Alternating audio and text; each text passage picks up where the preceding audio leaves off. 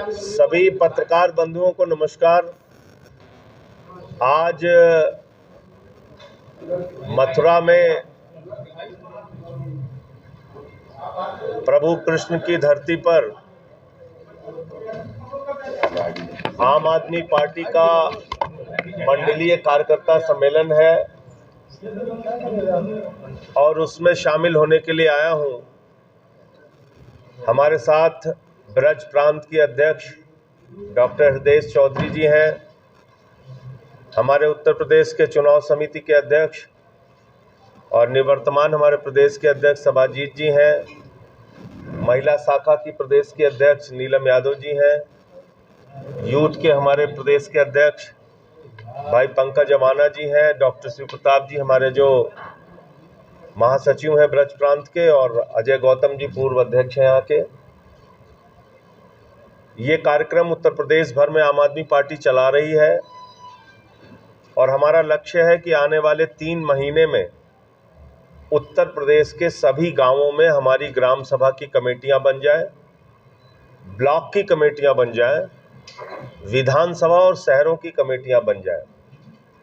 इस लक्ष्य के साथ हम लोग संगठन निर्माण में अब जुटेंगे और संगठन का उद्देश्य मुख्य रूप से जो हमारी सरकारी व्यवस्था चल रही है, वो चाहे केंद्र सरकार की हो या राज्य सरकार की हो, वो डबल इंजन की असलियत जनता के सामने रखना है। एक मोदी जी का इंजन है, एक योगी जी का इंजन है। ये दोनों इंजन फेल हो चुका है। बिजली की बात की जाए, अगर मुख्यमंत्री जी कहते हैं शहरों में 24-24 घंटे बिजली रहेगी।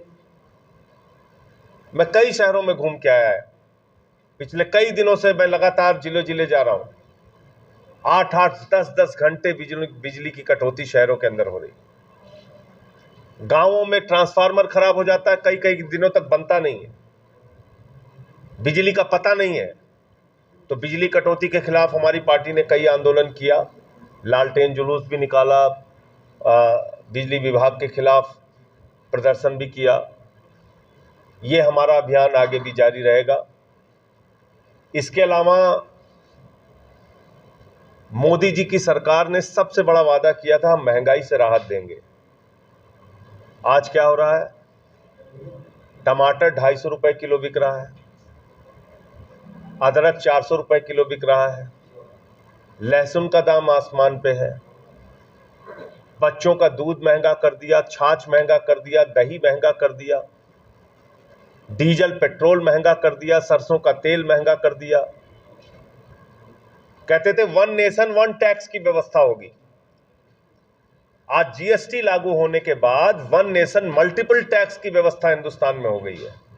रोटी पे 5% टैक्स है और पराठा पे 18% टैक्स है। यह किस प्रकार की टैक्स प्रणाली है भारत सरकार की? और महंगाई इससे बढ़ेगी तो नहीं, बढ़ेगी या घटेगी, आप बताइए। 1400 दवाओं के ऊपर इन्होंने टैक्स बढ़ाने का काम किया, जिसमें कैंसर की दवा भी है, जिसमें टीबी की दवा भी है, जिसमें किडनी की दवा भी है, जिसमें लीवर की दवा भी है, जिसमें हार्ट की, क्रॉनिक डिजीजेस जो अति गंभीर बीमारी होती है, उसकी दवाओं के दाम भी मोदी सरकार ने बढ़ाने का काम किया। तो महंगाई आसमान पर है। तीसरा, 18 करोड़ नौकरियां देने का वादा किया था इन्होंने। 9 साल में 18 करोड़ नौकरी कहां गई, उसका कोई अता पता नहीं है। किसानों का फसल का दाम दोगुना करने की बात कही थी, उसका कोई अता पता नहीं है। 15 अगस्त 2022 तक सबको पक्का मकान देने की बात कही गई थी, उसका कोई अता पता नहीं है। तो आप पूरे देश को सिर्फ नकली मुद्दों पे उलझाकर आम इंसान की जिंदगी के जो वास्तविक मुद्दे हैं उससे ध्यान हटा रहे हैं। ये बहुत ही दुर्भाग्यपूर्ण है। भारत के प्रधानमंत्री भारत माता की सीमा की रक्षा के लिए जो सेना बनी है, उसको कमजोर करने का काम कर रहे हैं अग्निवीर योजना लाके। हमारे मथुरा, आगरा, इस पूरे क्षेत्र में, ब्रज क्षेत्र में बहुत सारे नौजवान सेना में जाते थे। अब किस मिशन के साथ जाएंगे? 6 महीने की ट्रेनिंग, 4 साल की नौकरी, उसके बाद घर बैठो। 17 साल में जवान बनो और 21 साल में पूर्व जवान बन जाओ। ये किस प्रकार की योजना है?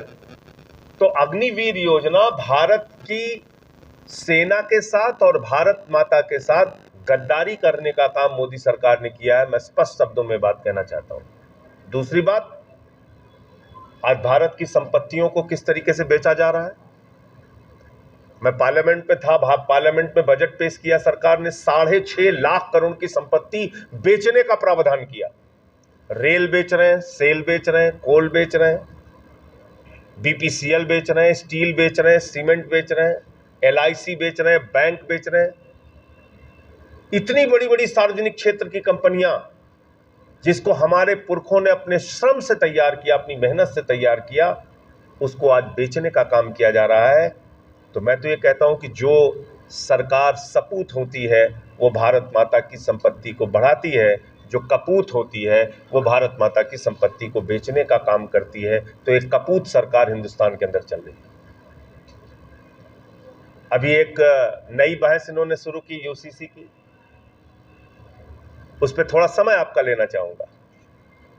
2018 में इसी सरकार ने एक लॉ कमीशन बनाया था, सबकी राय ली थी, और लॉ कमीशन के तत्कालीन जो चेयरमैन थे जस्टिस चौहान, उन्होंने कहा यूसीसी की हिंदुस्तान में कोई जरूरत नहीं, यहां विविधताओं वाला देश है। किसने? मोदी सरकार के द्वारा बनाए गए लॉ कमीशन के चेयरमैन ने कहा था। चलिए, आप उस रिपोर्ट से संतुष्ट नहीं थे, आपको यूसीसी लागू करना था। फिर 18 से लेकर 23 तक आप क्या कर रहे थे? 9 साल से मोदी जी की सरकार भांग खा के सो रही थी इस मुद्दे पर। आप 19 में लॉ कमीशन नहीं बना पाए, आप 20 में लॉ कमीशन नहीं बना पाए, आप 21 में लॉ कमीशन नहीं बना पाए, आप 22 में, 23 में जब 10 महीने चुनाव को रह गया तो आप कह रहे यूसीसी लागू होना चाहिए। अलग अलग समुदाय के लोग इस देश में रहते हैं। मैं शुरू करता हूं हिंदुओं से, ये तो बात शुरू करते हैं मुसलमान से क्योंकि उसमें इनको फायदा होता है। मैं बात शुरू कर रहा हूं हिंदुओं से। यूसीसी अगर लागू हो गया इस देश के अंदर, यहां जितने पत्रकार भाई हिंदू बैठे हुए हैं, जाकर आज उस एक्ट को पढ़िएगा। हिंदू अनडिवाइडेड फैमिली का एक्ट है, जिसमें कहा गया है कि इनकम टैक्स की राहत एचयूएफ फैमिली में जो रजिस्टर्ड होंगे उनको मिलेगी। तो देश के करोड़ों हिंदुओं को जो इनकम टैक्स में राहत हिंदू अनडिवाइडेड फैमिली एक्ट के तहत मिलती है, यूसीसी लागू होगा तो वो राहत बंद हो जाएगी। आपने हिंदुओं से बातचीत की कि हम तुम्हारी ये राहत खत्म करने जा रहे हैं? आपने उनसे बातचीत की?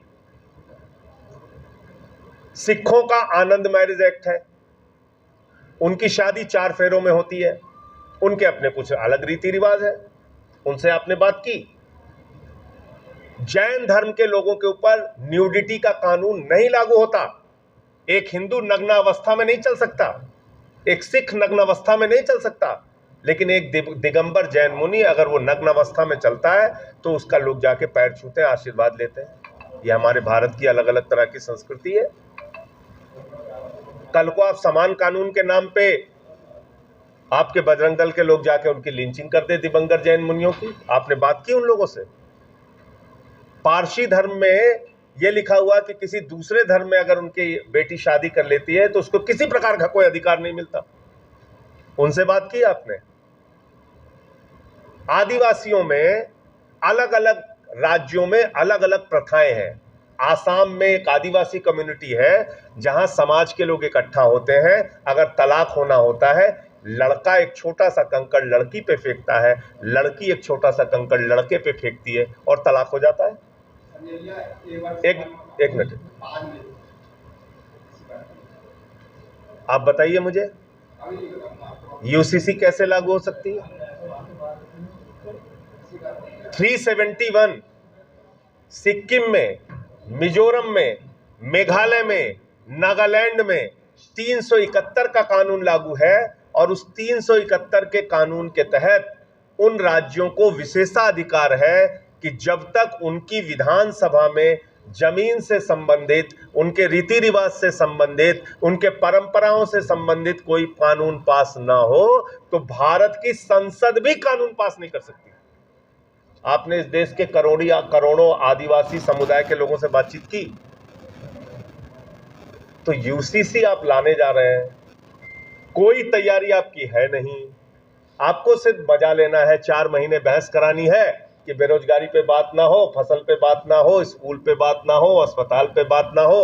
59,000 सरकारी स्कूल इस देश के अंदर बंद हो चुके हैं, 26,000 सरकारी स्कूल अकेले उत्तर प्रदेश में बंद हो चुके हैं। नमक रोटी बच्चों को खाने को मिलती है, हमारे नौजवान प्रयागराज में आत्महत्या कर लेते हैं बेरोजगारी के कारण। इन विषयों पे चर्चा ना हो कि टमाटर का दाम कितना हो गया है, अदरक कितनी महंगी हो गई है, बस खाली एक नकली बहस इस देश में चलाएगा। तो इसलिए मैं बीजेपी को कहता हूं